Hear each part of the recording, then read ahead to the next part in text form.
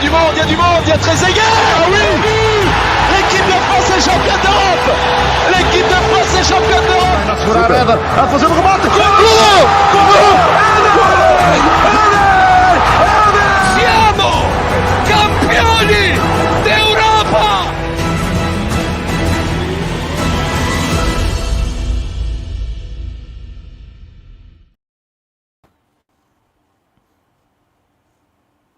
Meh.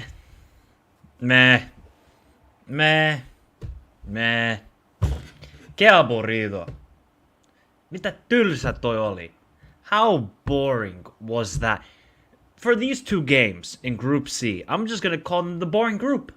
Give me my Copa America. Give me some crunchy tackles. Give me some individual flair. Because what I saw from Slovenia, Denmark 1-1 and Serbia and England, I'm like, what? Come, it has to be a lot better. It has to be a little touch, and he thinks he's dead, like he got shot, like he's on COD. I mean, I'm really disappointed in both games. The Netherlands-Poland game, that was actually good. Poland had a good approach to the game. They looked threatening going forward. Netherlands looking good with their build-up play. And then these two games, I mean, oh my god. But we're going to try and break down this Group C, or so I would say Group C of nothing. I mean, I'm just so... Give me the Copa America, please. And give me the group where Turkey and Georgia play against each other, and Portugal. Give me some talent. Because this is nothing. This is nothing, but we'll break it down. And I see some people already saying, Michael, great pick. Sarcasm, I get it. Yeah, I picked England to win the Euros. It is what it is. If you want to win a major tournament, look at Spain in 2010, people. How many games did they win 1-0? How many games did they win 1-0? 1-0 over Paraguay. 1-0 over Chile, I think it was. 1-0 over... No, sorry. 1-0 over Portugal. 1-0 over Paraguay. 1-0 over Germany. 1-0 over Netherlands. And they won. So, okay, here we go. All right, here we go, people. Big up to everybody in the chat already. We got 46 of you in the house. Remember to smash the like button immediately. Let's get up to 50 likes and subscribe to the channel if you're new around here. So let's start off with Slovenia and Denmark. I'm impressed by Slovenia. And I did warn you people, and that's why in my predictions I have them in second place. They are a good team. But for the first 60 minutes, Slovenia said, oh, this stage is too big. It is too bright. Rise to the occasion, Slovenia. And the only guy who was rising to the occasion for Slovenia was Šeško. He was the only dude where you say, yes, Šeško looks like that guy. And I'm glad that Šeško is staying at RB Leipzig. He's not ready for a move to a big club. It's going to take him time, and then he will be better. But now, Šeško, he just needs to get more involved in the play. Sporar, who I watched a lot of during the qualifiers, this was his worst game by far. Sporar was atrocious. Same thing, Elsnik. Same thing with Serin. The two midfielders, atrocious for majority of this game. And Denmark, let's get to this part here. This is not the same Denmark. And that was my biggest worry heading into these Euros. This is not the same Denmark. They don't have any authority with the ball. They look lethargic. They look slow. And yes, their team is quite old. You have the likes of Højbjerg. You have Christian Eriksen. I just need to see a little bit more flair from these guys. I need to. Come on. It has to be better from Rasmus Højlund especially. At least Jonas Wind could hold up the play. Could link up play. Rasmus Højlund, he was atrocious. I mean, how many touches did he have of the ball today? 28 touches. Let's compare that to Jonas Wind here. And you can't just go by stats. I understand that, but I'm just trying to paint a picture here because I think Jonas Wind was much better than Rasmus Højlund. Rasmus Højlund had the chance to win this game. Back post. First off, first goal, great goal from Denmark. Quick throw-in. Jonas Wind, great link-up play to Christian Eriksen. Boom. It's 1-0. And then you just see that, okay, Denmark were in control. Christian Eriksen had that one chance in the box in the first half with his left foot that he skied it back to Copenhagen, and he sent to Case of Carlsberg with it back there. I'm just a little bit sort of disappointed from Denmark. They have a lot of talent on this team, and especially Højlund. Alexander Ball and Christensen, I actually thought they did well as the two wing backs. They did pretty well. But then, once it hit the 60th minute, I don't understand this. Once it hit the 60th minute, Then Slovenia woke up. They said, cool, we've actually made it to the Euros. We're actually playing in a major tournament. Let's show why Slovenia are the big bad boys. Let's show what Luka Doncic is made of. And then they started playing. And then Šeško started hitting the post. And then Jansa's goal was ridiculous. I think it took a deflection of Christensen. I think it was Christensen. I'll get to your super chat soon, Ben. Thank you very much for your kind donation. It took a deflection. But as soon as they got the goal, Slovenia, they had that self-belief like they could win this game. And then they created more chances, and little half chances here and there. If they played like that for a whole 90 minutes, Slovenia would have won this game. Because Vestergaard, I mean, I talked about how his lack of pace would really affect Denmark. I mean, Sporar had that one chance where Sporar's not the quickest of guys. He isn't the quickest of guys. But he looked like Usain Bolt against Vestergaard. So there's going to be a lot of question marks on Denmark because they still got Serbia and they still got England. Now, on paper, everybody will say, Slovenia, who are these guys? You got Biol, you got Grucic, you got Karnisic, you got Stojanovich. Who are these guys? But Slovenia work as a team. And that's why I really respect about these guys. And for the last 30 minutes, they showed why they qualified to these Euros. And they took the game to Denmark. And Denmark, I would say, kind of got lucky at the end. Even though I think the draw is a fair result, but Denmark really have to improve. I think the pairing of Jonas Wind and Rasmus Højlund can work, but it needs to be better from Højlund. Jonas Wind showed up on the day, Højlund didn't. And Morten Hjulmand, I thought he did pretty decent. But we can just see that this team, they just don't have the confidence anymore, Denmark. They're not playing with that attacking flair. They're not having that creativity like they had in 2021 to 2022 and 2020. They don't have that creativity. That spark is gone. So what do we do now? I don't know. I'm really worried with Denmark. And for Slovenia, they got to now. Now with Slovenia, their next game is against Serbia. Now we know the history between the two countries. Slovenia have to win that game. And I think they can still win that game. That game, both teams are going to have to win. So if you're Slovenian, you're going to be happy. And that's why you see the celebrations at the end of the game. They knew to themselves, what is this? We didn't play well. We got a point. Hey, we'll take that. They were all happy. You see I think it was the physio for the team. He's like going double high five. He's like, yes, guys, we did it. So I think Slovenia will be much happier with the point. Denmark, yes, there is a lot of question marks on Kasper Hjulmand and the tactics and getting his team ready for this tournament. But I think we can overall say Denmark are just not that team anymore. They're not. I know people want to say that about Croatia. At least I saw something from Croatia. If they just fix up defensively and actually take their chances, Croatia are a good team. Denmark, oh boy. But Højlund had that chance when it was 1-0 at the back post. Put your right foot on it, not your left foot. It's 2-0, and Denmark go away with 3 points. So really, most of the blame should go to Højlund for not finishing that chance at the back post. If he finishes it, Denmark are here with 3 points, and they're in a much better situation. Now they're going to play England. It gets intriguing. It gets intriguing. It gets very, very intriguing. Big up to Ben. Now we're going to go to the England game, people. Thank you very much for your kind donation, Ben. It says, Phil Foden was Casper the Ghost out there. Oh, God. Please explain to me how you wait till 70th minute to sub and it's not Palmer or Eze first off the bench, but Conor Gallagher. Now, Ben, we're going to get to the England and substitutions. Thank you very much for your kind donation. I mean, I don't know what to say about England. Everybody can say, oh, Gareth Southgate, this and that. We'll get into it, Ben. Thank you very much for your kind donation. And yeah, Casper the Ghost, he made an appearance in Gelsenkirchen today in Germany because Phil Foden, for as wonderful as a player as he is, and as many people want to say he's world class, if you're world class, you show up in that game against a Serbia team that are atrocious defensively. Okay, people can say, oh, he's played out of position. In international football, it's about technical football. It's about the technical ballers. Phil Foden is an excellent technical baller. He didn't show that today. Did you see that pass he made when it was a 4-on-4 situation in the second half?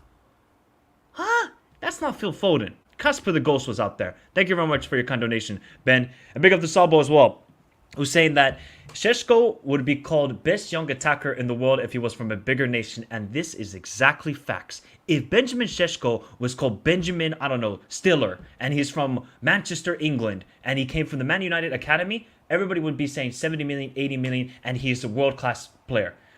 Benjamin Šeško is going to be an elite footballer. I saw it at RB Salzburg. I've seen it with Slovenia because he dunked on my nation in the qualifiers. This kid is different. Now, I think he was quiet for about 60 minutes in the game today against Denmark, but you can just see this kid is so talented. He's got the technical ability, hold up play, can dribble. I think Šeško is going to be a monster in 2 to 3 years. That's why I'm happy he's not going to an Arsenal or Chelsea. They would destroy him. Maybe not Arsenal, more Chelsea. Chelsea, we know, it's a graveyard for strikers, unless you're Drogba or Diego Costa. Šeško, in 2 to 3 years, will be a top 5 striker in the world.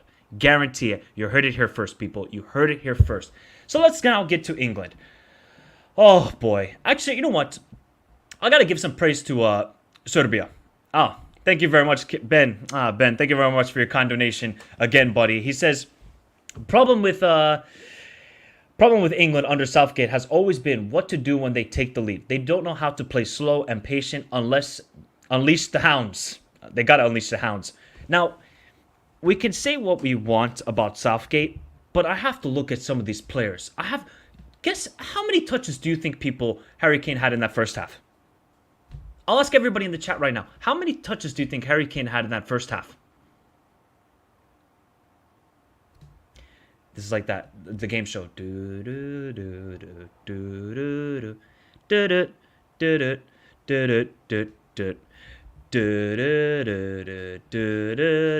Correct. He had 2 mother effing touches, more than me, on my fat ass on the couch here in Helsinki, Finland. 2 more touches in the first half.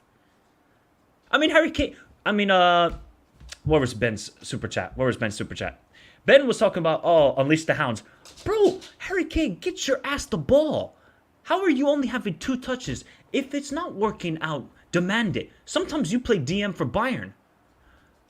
I mean, you can say what you want about Southgate and say tactics, and yeah, okay, they take the 1-0 lead, but these players, I really gotta say, they didn't show up today either. They didn't. And the problem a lot now for Phil Foden especially is, he's on that left wing. He's not a left winger player. He's not. If Trippier is not making an overlapping run, Phil Foden is going to have a tough job against 2 Serbian center backs and Zivkovic, the right wing back. So I really have to look at some of the players and say, they didn't show up today. They didn't. And I would agree with this, Ben. Once England do take a 1-0 lead in a lot of these games, especially in major competitions, Southgate is just, I'm too scared, bro. I'm too scared. No, man. I'm good. He's like a dude who is in a relationship but doesn't have the cojones to marry her. He doesn't. That's Southgate. He doesn't have the cojones.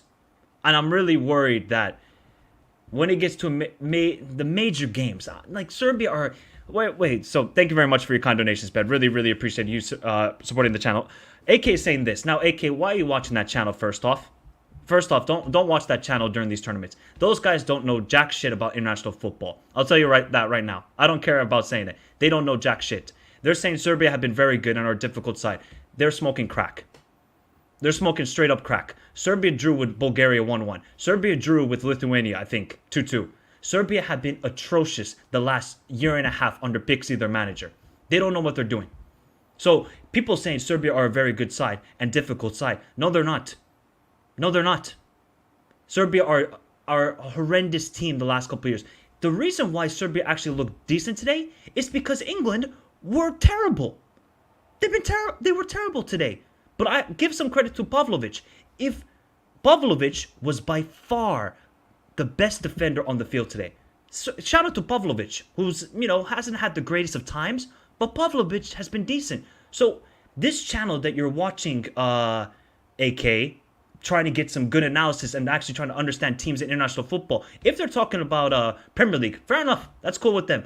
But when we're talking about international football, they don't know anything. I'm sorry. I don't care. Because I've actually been watching the qualifiers. I've been watching Serbia be horrendous against Lithuania and these teams and thinking to myself, what are these guys going to do at international tournament? What are they going to do? Well, at least they didn't concede 3 or 4. I was really worried today with how they have played and conceding 4 goals to Russia. I said Serbia might hold 4 today. But after Serbia conceded the goal, they actually played better. they were actually able to beat the press. Lukic, Godel, Milinkovic, Savic, they were actually doing quite well in the midfield. The problem here is, and this is now a big question mark, and I want to hear your thoughts in the chat, and if you're watching on replay, what do you do with Trent? What do you do with Trent? Because as much as he's a wonderful footballer, you need somebody a bit more of a... You need somebody who's played in the midfield for a long time. Really a long time. And... I think he's just playing him at right back. Play him at right back. That's his natural position. That's going to be the biggest issue. But before we go more to England, I want to give some more praise. Ben, I'll get to your last super chat. I really appreciate the super chats, buddy. Really appreciate the super chats. I'll get to your super chat soon, Ben. I just want to say this with Serbia. For as horrendous as they have been for the last 2 years, I was actually super impressed by them. Defensively, I was. I thought Pavlovic was amazing. I thought Rajkovic made a really good save with the Harry Kane, even though Harry Kane should have scored that at the back post. I thought Serbia defended well. Zivkovic did well on the right side. You know, Kostic getting injured. I was like, hey, Kostic, man. They were getting cooked a couple of times in that first half by Saka. And I was like, okay, Serbia conceding a goal in the first, 15 minutes. I'm like, oh, man, this is not good at all. But they grew into the game. Now, Vlahovic and Mitrovic, especially Vlahovic. Some of his touches today, I mean, was the dude playing ping pong or something? Or what's that, the machine at the arcade? It's pinball. That's what Vlahovic was doing with some of his touches today. It was horrendous from Vlahovic at times. I mean, he did create a couple of decent opportunities for himself. So, Serbia, for the last year and a half, have gone 50%. Good attack, horrendous defensively. Today, they went horrendous attack, good defensively. I'm pretty disappointed in a sense that this was actually a game for Serbia to take it to England and really stamp their authority, because you could just see that England were not at the races at all. So there is definitely some good signs for Serbia, but they gotta find a bit more of a creative midfielder for Mitrovic and Vlahovic.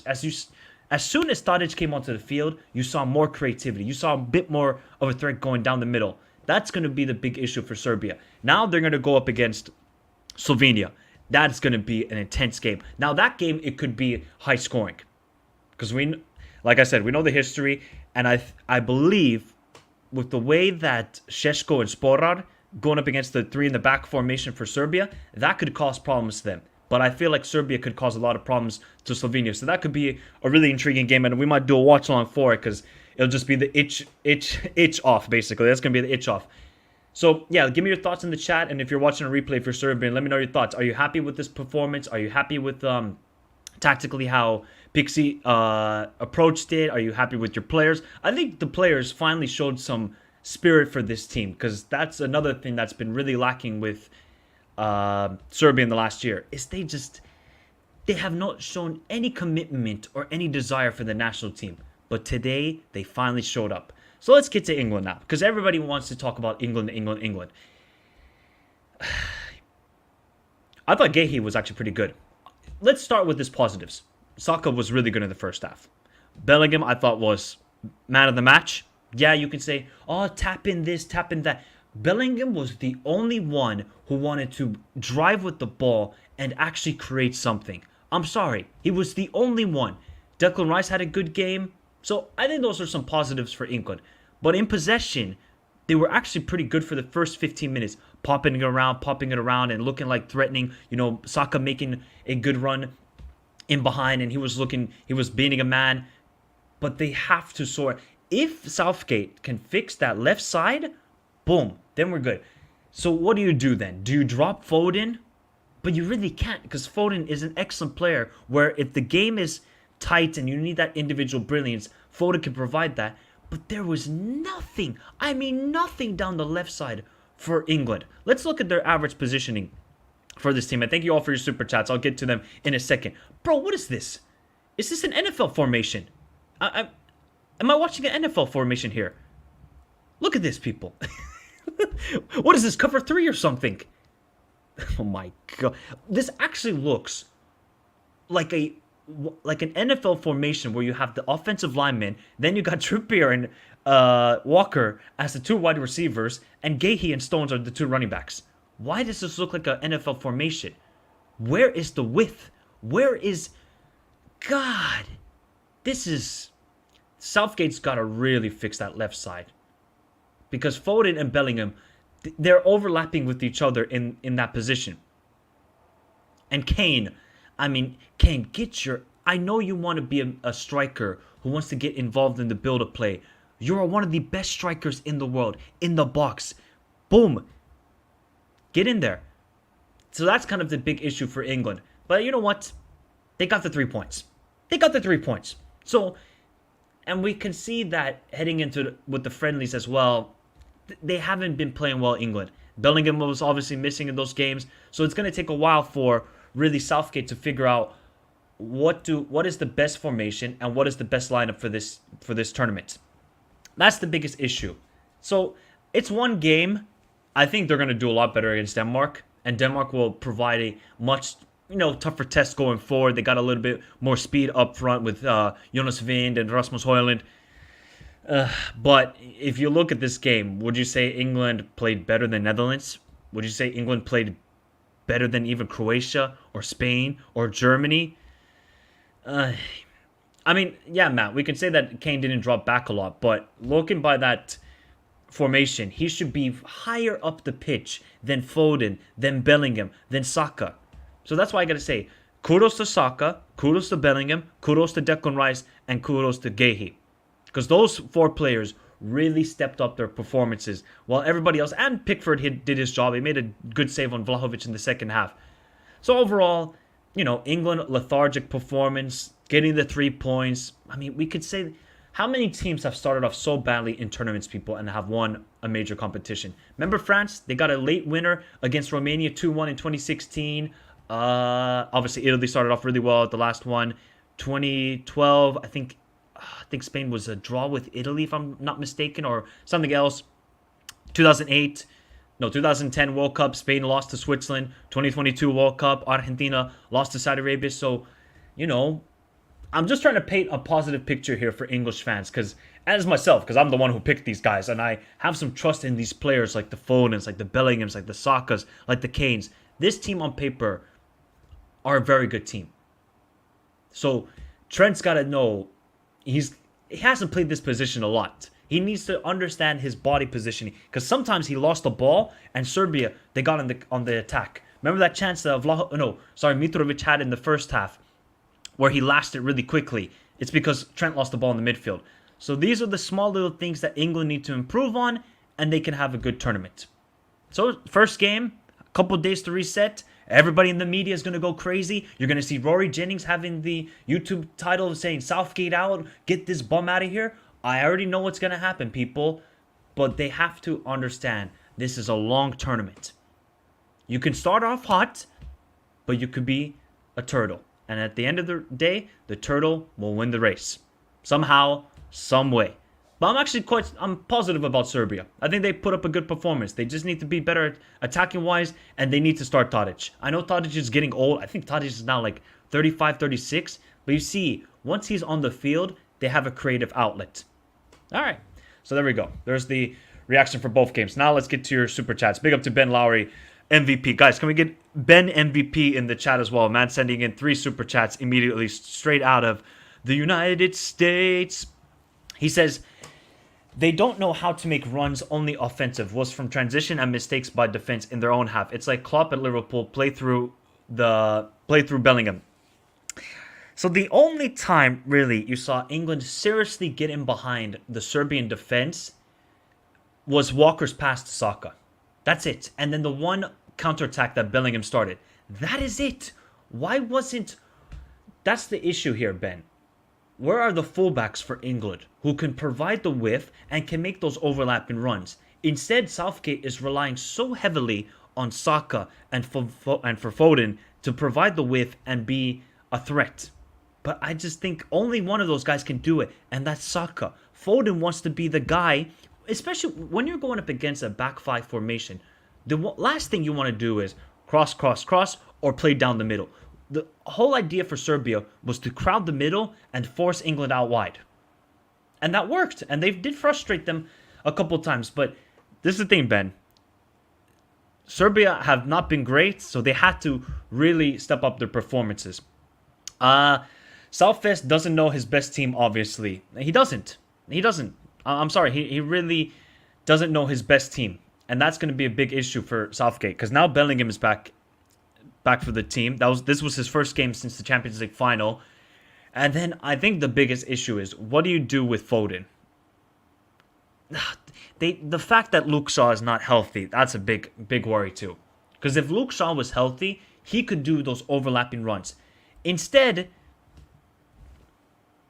like, Trippier's not going to make an overlapping run. I mean, yeah, he can cross a couple times on his left foot, but he's not going to do overlapping run after overlapping run. And you can see, he got a hamstring injury at the end. I mean, obviously, just from fatigue. So that's the issue. I think the right side for England is good. The left side, it needs a lot of work.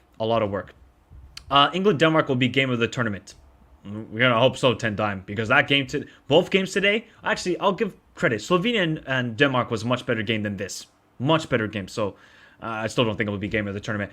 Big up to him, man. Thank you very much for your kind donation. Says, bench Foden, start Eze, push up Kane. Are we saying really to play Eze as the left winger? Do we think that's going to really help people? What do you guys think of Hitman's idea? Or do you play Gordon left wing? Could you maybe even play Bowen at left wing? They need some threat down that left side. As great as Foden is, his natural position is the number 10. And now the question will be, do you start Bellingham or do you start Foden? I'm sorry, I'm starting Bellingham right now. I'm starting Bellingham. So there we go. Play Gordon left wing. By the way, let's just go back to this quickly. Big up to everybody for your kind donations. Really, really appreciate you guys supporting the channel. Look at these subs by Conor Gallagher. Conor Gallagher? For Trent? Why not bring on like Wharton or Kobe Minu first? Instead, it's Conor Gallagher. Oh my god. This was so bizarre. But does everybody think, and watching on replay as well, that Southgate is gonna have the cojones to drop Foden? Because Foden did get subbed. He only used 3 subs today. I don't think Southgate will have the cojones to do it. He won't. He will not do it. Yeah, I think so too. I think Austria-Netherlands is gonna be a good game, 100%. Damn. Patricio saying shot. Man's coming with the shots, man. Man is coming with the shots. Look, I think a lot of people hype up England and say they got really good players though, people. I mean, really, they got good players. But you can just see that this team is not gelling. Look at the job Nagelsmann has done. You know what they don't have, England? They don't have a Toni Kroos. They don't have a guy who can spray the pass. Obviously, Trent is trying to be that dude, but Toni Kroos has been doing it at an elite level for 15 years. England do not have a Toni Kroos. Let's say if England had a Toni Kroos who's able to find the passes, just those little deft touches, England would be a much better team. You pair Toni Kroos, Declan Rice, boom, you got an elite midfield. But I'm really sort of worried about that left side. If that left side does not improve, England will not win this tournament. You can have, if you want a half a bagel, that's cool. I want the full bagel. Give me the salmon, give me the cream cheese, and we're good. I don't want just a half one where there's a half-eaten salmon. Throw that in the trash immediately. Oh, did you, Jeff? Oh, fantastic. But what does everybody think of also Serbia? Were you guys positive about Serbia? I'm like, even if you're Serbian, please let me know in the chat, or if you're watching a replay. I think you guys got to be a little bit satisfied and thinking to yourself, we could have really won this game. I mean, well, at least drawn this game. Because they did have the half chances. And if they could just fix up a couple little things. Let's see, with Kostic's injury, I don't know why. On God's green earth, oh my God, this word is tough. Mladenovic, there we go, got it immediately. Why he came onto the field. This guy was terrible. So, I think Pixie, he has his favorites. Where is Samar Dasic? Where is Samar Dasic? This guy has been cooking for Udinese all season. I don't think the midfield was one of the biggest issues for Serbia, but Samar Dasic is an absolute baller from Udinese. So yeah, I don't know, AK. I don't know if you're still in the chat, AK. Please, just do not watch that channel for analysis on international football. I beg, please. I beg. Big up to him, man, again, for your kind donation. Hey, man, did everybody just get a payday from Todd Bollier? What's going on here? But thank you all very much for your kind donation. Really, really appreciate it. Everybody got the phone call from Todd Bollier and said, here, get some money, donate it to the Michael Talks Football channel. So Hitman is coming with some big words here, and we're going to leave in a couple of minutes here, people. Bench Foden. Foden is a system player who doesn't show up for England. Also, England shouldn't force Foden in the lineup. Now, I'm not going to go this far and saying that Foden is a system player. I think if Foden played in his natural position, which is the number 10, I think that's his best position, or playing right wing, we would see a much better Foden. You're wasting a talent on the left side. Or play Saka on the left and play Foden on the right, which I don't think that's going to be good either, because you could clearly see Saka was good on that right side. Now, I don't think he's a system player, and yes, he hasn't showed up for England. Bellingham has shown up for England. Didn't he score against Senegal? Didn't he score against Iran at the World Cup? Bellingham has shown up for England in major moments. That's why you can all call him a tap-in merchant, all this and that. Bellingham shows up for England every single time. He understands what a big game is. He has shown up against Barcelona. Yeah, Champions League in later stages, it was a little bit shaky for Bellingham, and that's one thing. But my God, some of these other players got to step up in the biggest occasions. So yeah, I would say Foden has not shown up for England, but he has to change that narrative on himself. That's a big issue. Because at Man City, the guy is excellent. But maybe it's because of the coaching that Pep does. Because we know Pep, systematic merchant, systematic, oh my God, this and that. Foden's got to get that idea out of his head. Big up to Anthony. Like I said, everybody's got the Todd Bowley bank account right here. Big thank you, Anthony, for your kind donation, but I really appreciate it. Southgate got his balls cut off and will never drop Foden. That's strong words. But yeah, I don't think he's going to drop Foden. I don't. Now, if Foden has another stinker against Denmark, and I don't want to just go at Foden because I don't think it's only his problem and England still won the game, but I'm just sort of looking into the future when they go up against either France or a Germany or Portugal. That left side really needs to improve. So, what does everybody think? Is he going to draw Foden and play Gordon or play Bowen on the left side? I don't think so. Big up, Anthony. Thank you for your kind donation, buddy. Really appreciate it. Yeah. Still living rent free. Hey, he's a good man. He gets it done. I don't care what anybody says about Bellingham. What do you want players to do? You want players to show up in the biggest moments. And that's what Bellingham does. He shows in the biggest moments. And shout out to Gahey for his first major tournament. I thought Gahey really did well today. Crystal Palace, showing what's up. But overall, with Group C, it's a bit of a bore fest. I can't lie. It's a bit of a bore fest. Compared to Group A, Group B, we'll see what Group D is offering us tomorrow with Austria and France. That should be a good game. If you guys want to watch along for the game, please let me know in the chat. And if you're watching a replay, because we might have to do a watch along for that game. I feel like Austria could do something. Maybe. Just maybe. But thank you all for your kind donations. Really, from my bottom of my heart, thank you so much. Most important thing, though, is you hit the like button. That's the most important thing. Can we get to 50 likes on the way out? Because that will be the biggest thing. Pushing it to more people. And subscribe to the channel if you're new around here. As, yeah, Denmark... Denmark got to improve. So, looking into the future for Denmark, England.